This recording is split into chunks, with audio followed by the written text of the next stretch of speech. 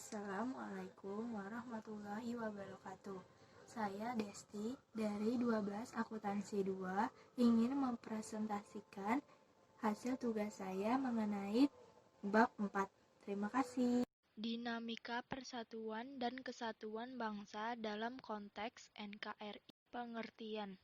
Kesatuan dalam kehidupan berbangsa dan bernegara harus bisa dipahami sebagai salah satu yang terdiri dari berbagai suku, bangsa, bahasa, keyakinan, dan agama, golongan, karakter, adat dan budaya yang merupakan satu kesatuan Indonesia.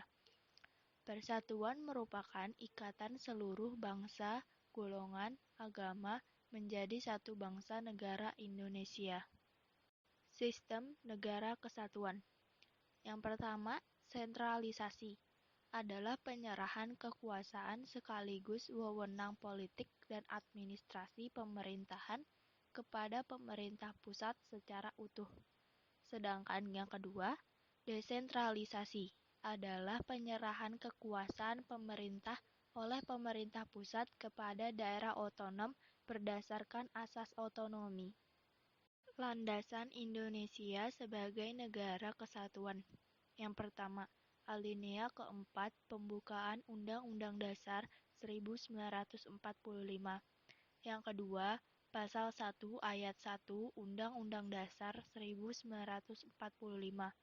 Yang ketiga, Pasal 18 Ayat 1. Yang keempat, Pasal 18B Ayat 2. Yang kelima, Pasal 25A. Yang keenam, Pasal 37 Ayat 5. Otonomi daerah adalah hak wewenang dan kewajiban daerah otonom untuk mengatur dan mengurus sendiri urusan pemerintahan dan kepentingan masyarakat setempat sesuai dengan peraturan perundang-undangan. Asas otonomi daerah. Desentralisasi, pemberian wewenang. Dekonsentrasi, pelimpahan sebagai urusan. Penugasan dari pemerintah pusat ke daerah. Geopolitik Indonesia berkaitan dengan permasalahan teritorial, keadaan geografis, sejarah, ilmu sosial, strategi, dan kebijaksanaan. Dalam geopolitik, negara terbagi menjadi dua, yaitu negara determinis, letak geografisnya mempengaruhi peta politik. Yang kedua, negara posibilitis, artinya tidak menerima pengaruh. Tujuan otonomi daerah. Tujuan politik adalah mewujudkan demokratisasi politik melalui partai politik dan DPRD. Tujuan administratif adalah pembagian urusan antara pemerintah pusat dan daerah. Tujuan ekonomi adalah terwujudnya peningkatan kesejahteraan masyarakat Indonesia.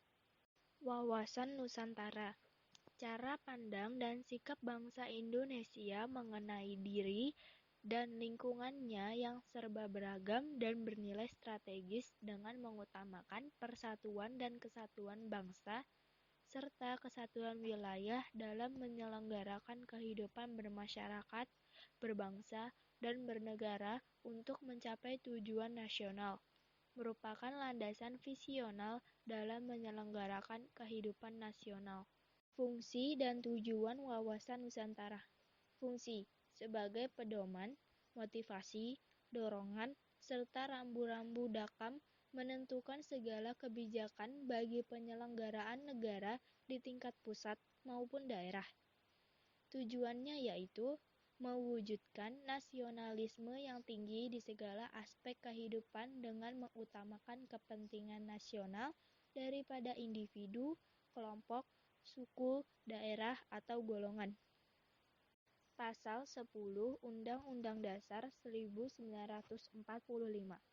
Dalam struktur kewarganegaraan, TNI yang terdiri dari Angkatan Darat, Angkatan Laut, dan Angkatan Udara berada di bawah kekuasaan Presiden melalui Kementerian Pertahanan, sedangkan kepolisian langsung di bawah Presiden. Bela negara Pembelaan negara merupakan kewajiban sekaligus hak bagi warga negara yang telah memenuhi syarat dasar hukumnya, yaitu Pasal 27 ayat 3 Undang-Undang Dasar 1945, Pasal 30 ayat 1 Undang-Undang 1945, Pasal 30 ayat 2 Undang-Undang Dasar 1945. Sekian dari saya. Terima kasih telah menonton. Wassalamualaikum warahmatullahi wabarakatuh.